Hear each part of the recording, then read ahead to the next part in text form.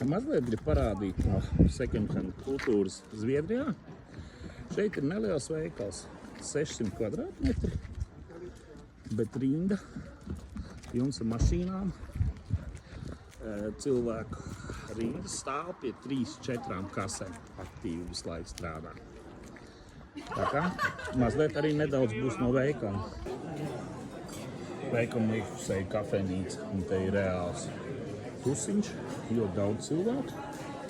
Pastaigājās, mēbeles, trauki. Un aizies aptīties līdz kasēm.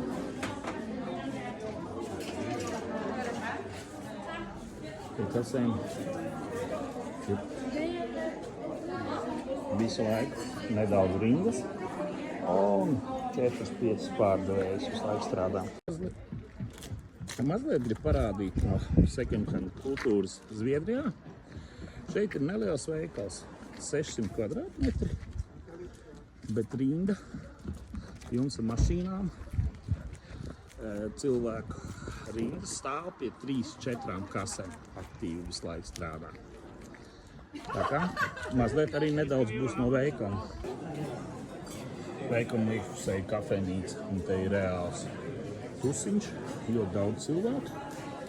Pastaigājās, mēbeles, trauki.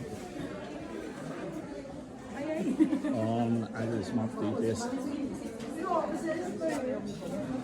līdz kasēm.